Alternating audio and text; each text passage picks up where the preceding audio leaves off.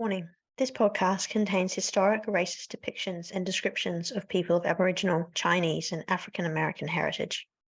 Where possible, I have eliminated inappropriate and racist language from quoted material, and the views expressed in these quotes do not reflect my own views or beliefs.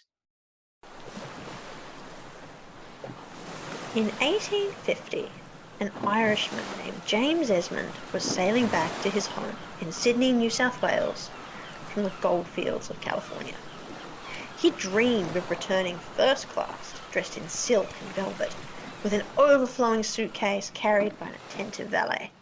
But he had failed to strike it lucky in California and was instead returning to his old life as a contract labourer.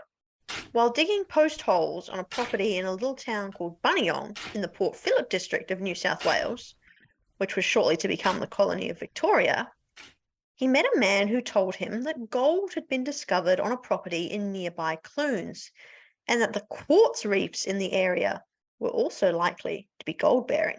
Having been in California and knowing that quartz often was gold-bearing, Esmond wholeheartedly agreed and immediately set off for Clunes. Once there, he saw that the country was much like that which had made men rich beyond their wildest dreams in the United States, and hired 2 local sawyers to dig for him. By the 15th of July, 1850, Esmond's labourers had found a full 14 ounces of gold in the area, the first payable gold in the newly formed colony of Victoria. That is, gold that can be sold on the market. Esmond sold it in Melbourne for approximately £42, which is around 13,000 Australian dollars today. And the news was reported just days later, and the Victorian gold rush began. Soon, tens of thousands of people from all corners of the earth would be making their way to this new outpost of the mighty British Empire. Melbourne, which then was little more than a city of tents, was full of people determined to try their luck and seek their fortune. Despite their many differences in language, class, skin tone, religion, and just about everything else, people banded together as they headed for the goldfields. These things became immaterial, and this was the land where hard labour was a source of pride and Jack was as good as his master. The land of the fair go, where everyone, especially on the goldfields, was equal. Or were they? I'm Juliana, and you're listening to The Skeptical Historian.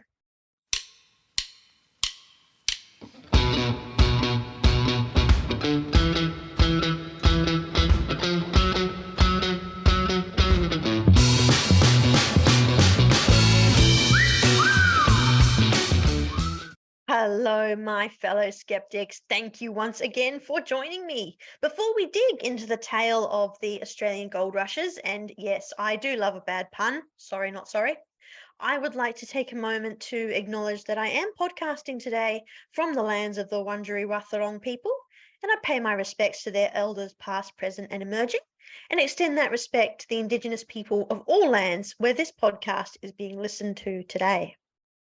Now, no history of Australia would be complete without a discussion of our gold rushes.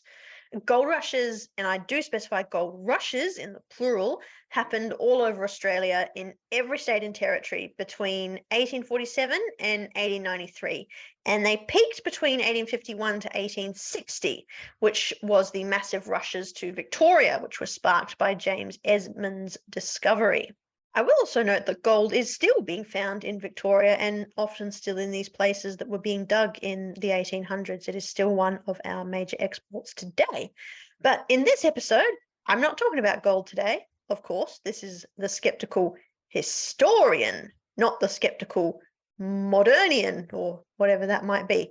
And in this episode, though, I am going to be focusing on the goldfields of Victoria in those dates between 1851 to 1860, with a few forays into the diggings of New South Wales, which were also booming at this time, to examine the idea that these were places where differences just melted away and every person was as good as his neighbour. A classless, colourless, perfectly egalitarian society. But you know that saying about things that are too good to be true?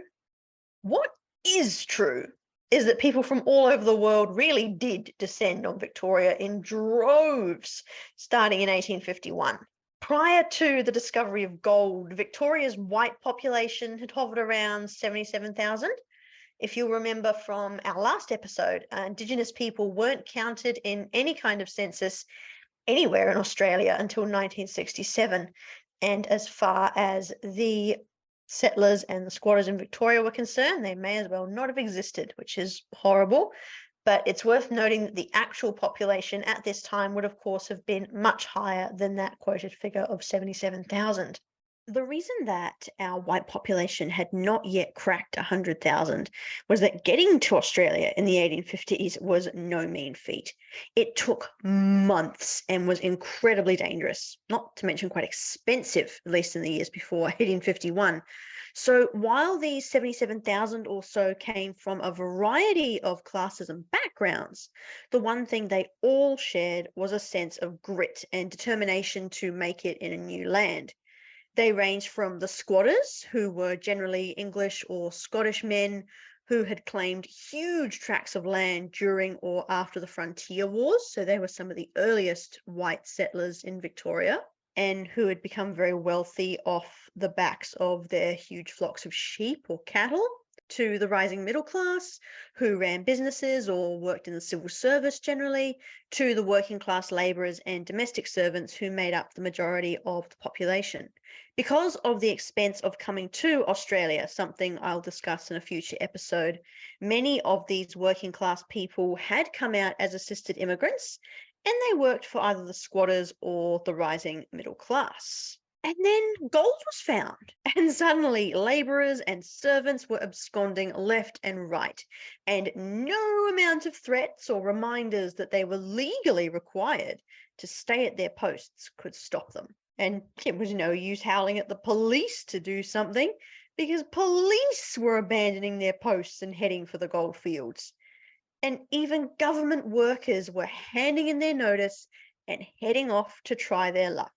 Soldiers deserted, and this was a time when desertion got you 200 lashes and then an execution if you were caught. And ship's captains started anchoring their vessels offshore to prevent their sailors from taking off to the goldfields, but even this didn't stop them. There's a fantastic story in Peter Fitzsimmons' wonderful book, Eureka, the Unfinished Revolution, of a ship's captain who did exactly this to stop his sailors absconding, but they simply lowered a boat and rowed to shore, and there was nothing he could do to stop them. On a side note, his passengers weren't too happy either, as the sailors had taken the only boat, and they had to wait for boats to come from the harbour to get them so that they could land themselves. In all, an extra 90,000 people turned up in Victoria alone between 1851 and 1860, most of them heading for the goldfields, and the colony actually found itself floundering. Now, this might not seem like a catastrophe today. Before the pandemic, Australia was welcoming more than 500,000 people a year. True, this was spread across the states and territories, but it was mostly concentrated in the big cities of Melbourne and Sydney. But at the time, this was a massive problem. Now, Melbourne in 1851, as mentioned at the top of this episode, was practically a tent city. There was very little infrastructure and no way to cope with such a huge population boom. Victoria had also been a primarily agricultural colony up until this point, and the discovery of gold upset the wealth that the privileged squatters controlled. But there was really no stopping the floods of people heading to Ballarat, Bendigo, Clunes, Castlemaine, Bathurst, and beyond. In attempts to stem the tide, harsh and repressive measures were introduced on the goldfields, aimed at preventing people from going to dig. I probably don't need to tell you these laws didn't work, and really it was the ultimate in telling someone they can't and then watching them do it anyway. Now, I'm going to take a short break, but don't rush off to the goldfields yet. I've got plenty more to tell you when I get back. Welcome back. I hope you've been able to curb your gold fever long enough to stick around.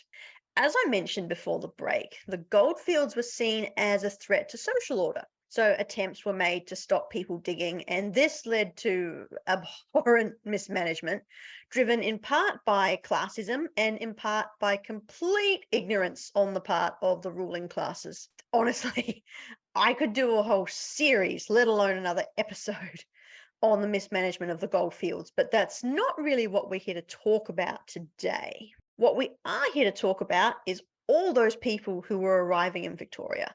They were coming from literally all over the world: Britain, Ireland, France, China, Russia, Italy, Germany, the United States. I could go on.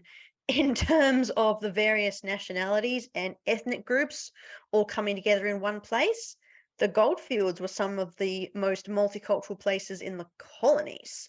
But did this multiculturalism extend to peace and friendship between races? Were they, as Italian miner Raffaelo Carboni described them, a refuge for all the oppressed from all the countries of the earth, and a place where men of all nations and colours were equal?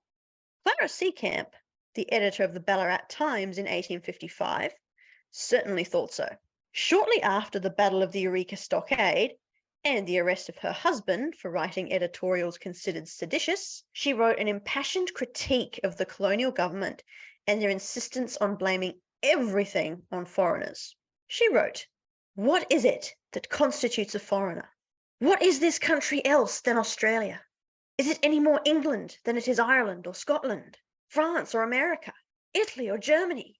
Is the population, wealth, intelligence, enterprise, and learning wholly and solely English? We are rather inclined to doubt that it is, and in so far as regards to Victoria, unhesitatingly assert that it is not. No, the population of Australia is not English, but Australian. Anyone who immigrates into this country, no matter from what clime or what people, and contributes towards the development of its resources and its wealth, is no longer a foreigner, but an Australian. The youngest immigrant is the newest Australian." I won't deny this is a stirring piece, and you'll often find parts of it quoted, even today, by politicians, community leaders, and public interest groups. It was very well received when it was written in Ballarat, at least in spirit, if not in action, as we'll soon hear. But there was outrage and dismissal from much of the establishment outside the diggings. Interestingly, a lot of the criticism of the piece has more to do with sexism, something else that was rife on the goldfields, than any objection to the points that Mrs. Seacamp is actually making. A correspondent to the Melbourne newspaper The Argus in 1855 wrote of it, "I only hope that Sir W.A. Beckett," that is, the judge presiding over Henry Seacamp's trial for sedition, "will at once perceive that a lenient sentence upon Mr. Seacamp, and a quick return to his editorial duties, will relieve, at all events, the goldfield of Ballarat from the dangerous influence of a free press petticoat government." One thing that Ballarat and many other goldfields of this time did very well was free press. If you could read, write, and had a predisposition for creativity and flair, you could certainly become a journalist. There were literally dozens of papers circulating on the goldfields, and if you didn't find one prepared to hire you, it wasn't difficult to start your own, and you could write whatever you wanted. Like this awful piece, which appeared in July of 1854 in the Mount Alexander Mail, which was a popular paper on the goldfields of Castlemaine and shares the views at the time that many white diggers had of the Chinese.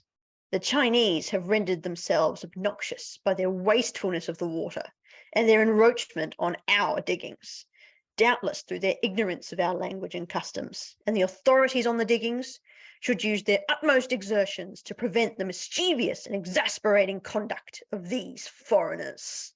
In translation, the writer of this piece is annoyed because the Chinese miners in Castlemaine are, in his uninformed opinion, using too much water to wash their gold. And the fact that they were even on the diggings to begin with is frustrating him. That they don't speak English, that they aren't Christians, although some of them were, and don't understand that white British men are supposed to rule over them is also bothering him. He ends by calling on the Goldfields police, already known for brutal violence and extreme corruption, to stop the Chinese from participating fully in Goldfields life and stop them from, well, existing, to be frank.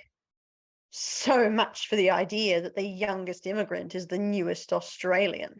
If there was a group of people across all the goldfields who were almost universally despised by the European and white American diggers, it was the Chinese. They were seen as unnatural and inhuman, and were sometimes even described as animals and were characterized as lazy, opium-addled predators on the hunt for virtuous European women to steal away and ravage. It was as offensive as it was ridiculous, but no one ever accused the British Empire of being a welcoming, tolerant, or intelligent institution now, did they? Discrimination against the Chinese came from all sides, from the top of the colonial government right down to the poorest white digger on the goldfields. I'll be getting into some of that right after I come back from this break. Before we go deep into the discrimination experienced by the Chinese on the goldfields, it's important to understand the role they played here. Like Europeans and Americans, the Chinese placed a high value on gold. So when it was announced that gold had been found in Australia, they began to make the trip down under. Many Chinese didn't pay for their own passage to Australia, and it was very common for a wealthy nobleman to pay for a large group of his countrymen to go and dig for gold. Whatever they found, they would pull together and it would be sent back to pay for the cost of their passage.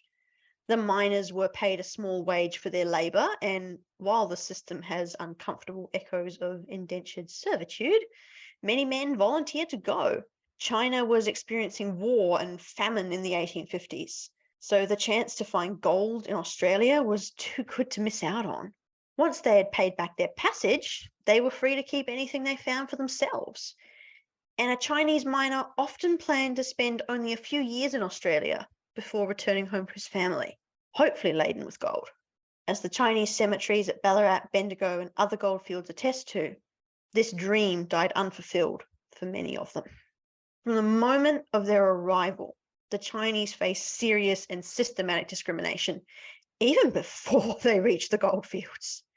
Just to get into Victoria, they had to pay a £10 poll tax, that's about $3,000. And many opted instead to go to South Australia and walk 400 kilometres overland to avoid this discriminatory tax. If you're interested in finding out more, I highly recommend visiting the Museum of Chinese Australian History in Melbourne. They have a whole exhibit dedicated to the walk overland from South Australia.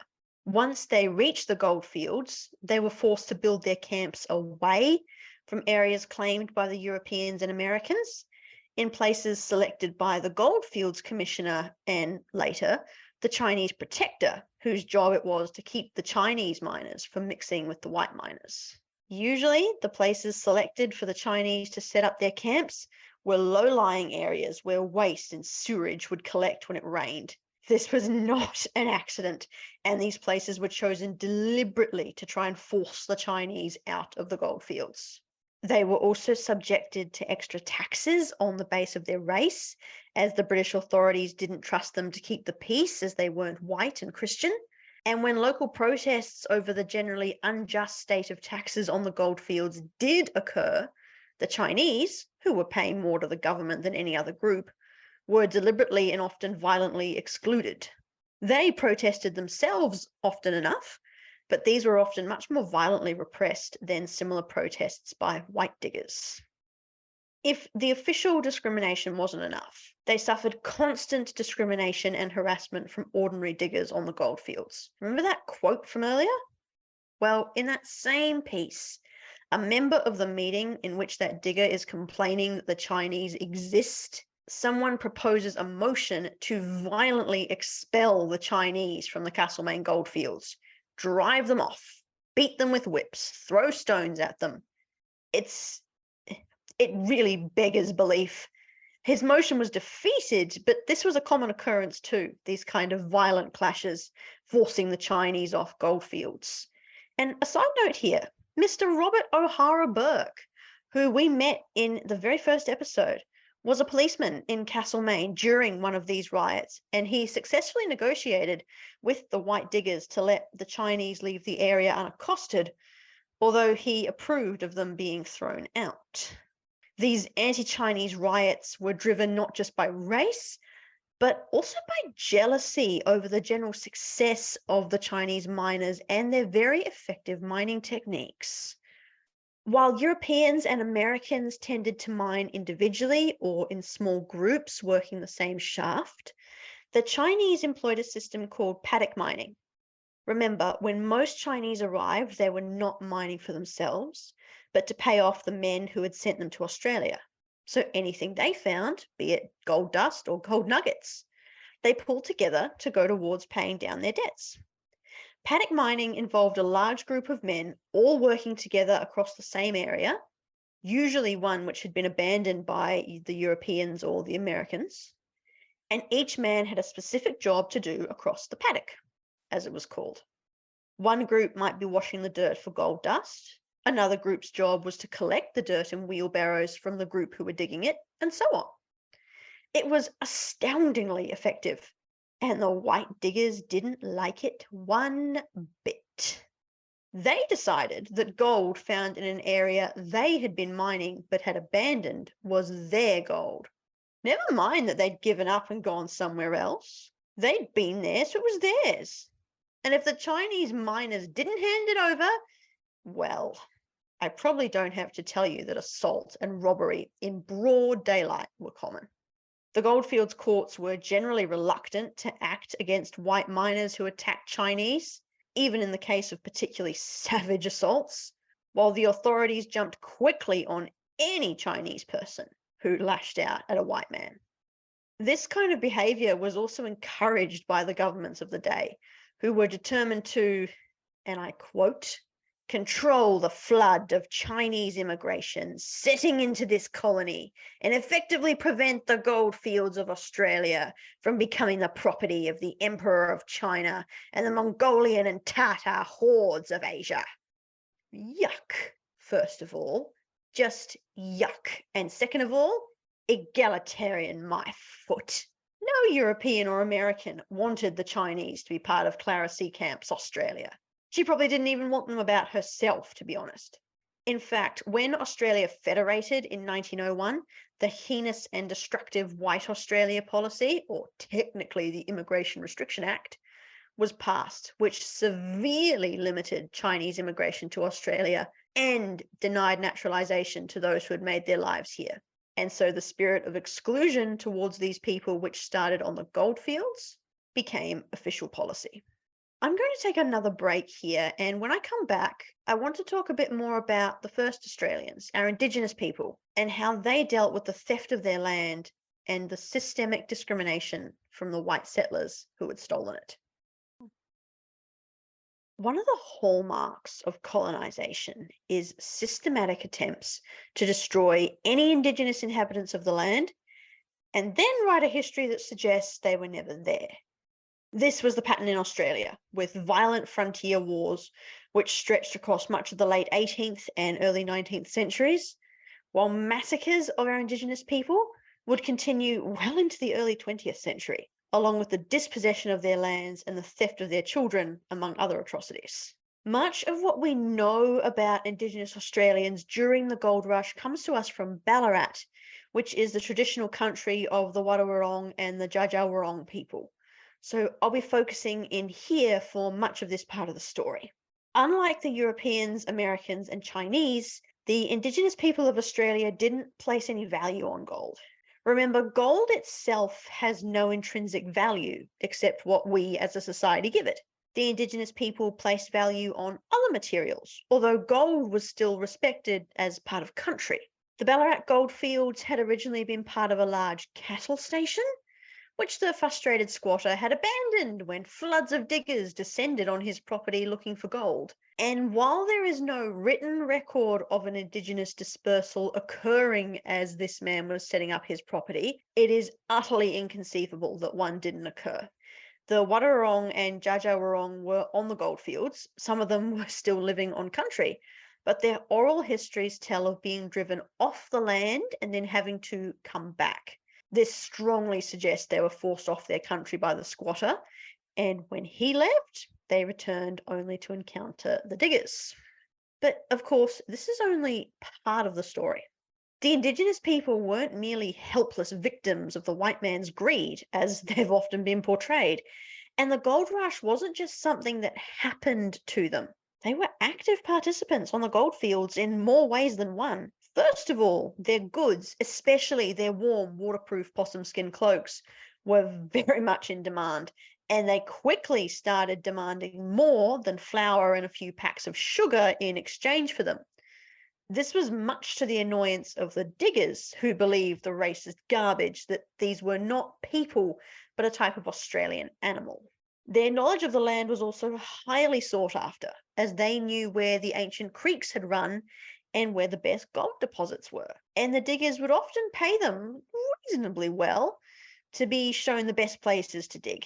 However, once they themselves realized that the settlers valued gold, they also mined and sold it themselves, becoming part of the gold rush, often quite successfully given their knowledge of country. The book Black Gold by Fred Cahir has more information on this if you're interested, and I'd highly recommend it. Cahir also points out that despite being valued in some ways by the diggers, the Indigenous community was shunned in many others. It was a classic case of only wanting people around when they were useful. When Indigenous people could show the diggers where to find gold, when they had something to trade, or if they needed someone to help look for a lost child, they were called on.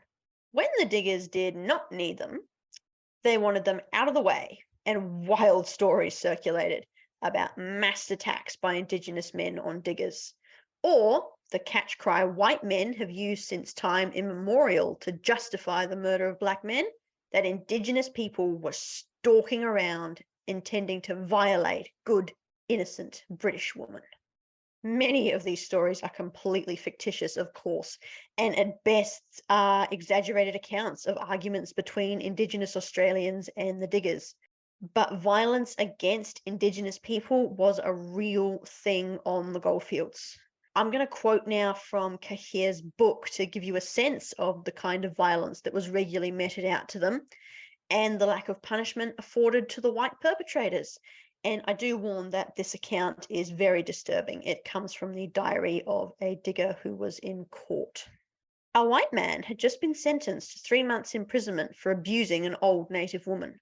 She had been made helplessly drunk, and then 5 men abused her so nearly as to cause her death. She could scarcely crawl into court the next day. This is no uncommon case. I was informed that a native woman died from the abuse she received from a number of white men. 3 months. That was the sentence given for someone who participated knowingly and willingly in the violent assault and gang rape of a drunk woman.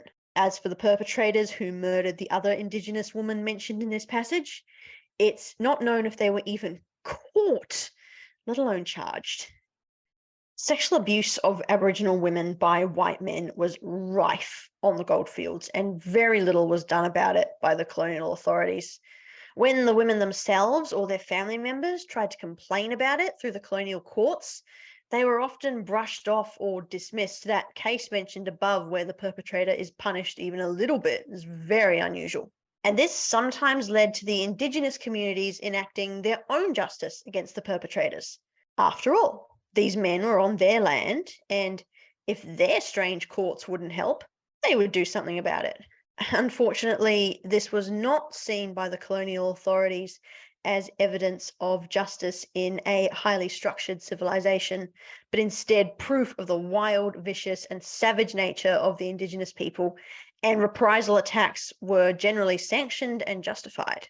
Eventually, the Wadawurrung and Djadjawurrung people shunned the goldfields and found other ways to keep their culture alive. In 1869, unfortunately, like other Indigenous people, they were forcibly removed from their land by the Aboriginal Protection Act, sometimes called the Half-Caste Act in Victoria. A similar act was passed in New South Wales some years later, which gave the state total control over the lives of Indigenous people and facilitated another century of continuing atrocities. And I need a moment after that. Australia is long overdue for a reckoning with its history on that account. So I'm going to take a break And when I come back, there's one other group of people that I want to talk about before we close out. As we've seen in discussing the treatment of the Chinese and the Indigenous people, and hinted at in the way Clara Seacamp was treated by the press of her day, the myth of egalitarianism on the goldfields really doesn't stand up to close scrutiny. Egalitarianism was only available to you if you were a white, European, preferably English-speaking man. The other group who got to experience the benefits of goldfields egalitarianism were white Americans. But there was another group of Americans on the Australian goldfields who occupied something of a grey area in the social order: African Americans. An important point here: slavery had finally been outlawed in all reaches of the British Empire and the last slaves freed in 1843. It's another part of history I'll be looking at in a future episode. And less than 10 years later, gold was found in Victoria. So there were people on those gold fields who had lived in a British Empire that allowed slavery. Although unless they had lived in a place like India or the Caribbean, they probably hadn't seen the horrible realities of it for themselves. In America, on the other hand, slavery was still legal during the gold rushes, and it would remain so until after their Civil War ended in 1865. Although some states, notably in the north of the US, had already phased out slavery, discrimination and segregation were rife even in the most liberal free states. The passage of the Fugitive Slave Act in 1850 in America as well meant that slaves escaping to free states could be compelled by their masters to return to slavery, even if the laws of the state they were in had outlawed slavery. This meant that many escapees had to look further afield for safety, and Britain and her colonies were a relatively safe bet if you could get there. Britain saw itself as a world leader in ending the heinous practice of slavery, but much like many white abolitionists in America, they saw little need to go further than that. Ending slavery meant they were good people, but that didn't mean they had to treat people of colour, whether freemen or former slaves, with respect and dignity. Racial abuse was common in the colonies, and black men were routinely referred to by a racial epithet that I won't repeat here as a matter of course. Even the newspapers of the day threw this word around freely, as if it was a harmless adjective rather than a filthy slur. The general feeling among white colonists was that men of colour, as they termed them when they weren't throwing slurs around, should be grateful they were living under British law and not enslaved in the United States. Honestly, if the bar for being a good country is one which bans slavery, then that's a low bar to cross, and the colonists really should have found a much better measuring stick than that. We'll never know exactly how many African Americans, free or escaped slaves, came to Victoria to look for gold, as they're not frequently recorded. While they do appear often in diaries, letters, and anecdotal accounts of the goldfields, this is probably because they were conspicuous rather than numerous, and they were certainly in a minority. They were not seen as the same kind of black that the Indigenous Australians were, but they weren't quite allowed to participate in white society either. While formal segregation against African Americans was never legal on the goldfields, they were not always welcome in stores or pubs, and establishments owned by white Americans, including a popular bowling alley that was later burned down during a riot, enforced American-style segregation in their businesses. And like any group of people on the goldfields, there are many stories of African American miners striking it lucky, and even more stories of them failing, like so many others, to find gold and instead turning to another occupation. In Bendigo, 3 African American men working together in a deep shaft found a gold nugget so large they had to work together to carry it up. But undoubtedly, the most famous African American on the goldfields was John Joseph, who was one of the men put on trial for high treason at Eureka. We can actually learn a lot about the views, attitudes, and treatments of African Americans in Victoria and on the goldfields through the lens of his trial. But one thing that can be said is that they were certainly not seen as being equal with white men. And this was on show at the trial. Joseph's defense team deliberately played to the racist stereotype of the day when addressing the jury and suggested that Joseph, as a black man, was far too stupid and simple to understand what treason was, or even to know what he had been doing in the Eureka Stockade at the time.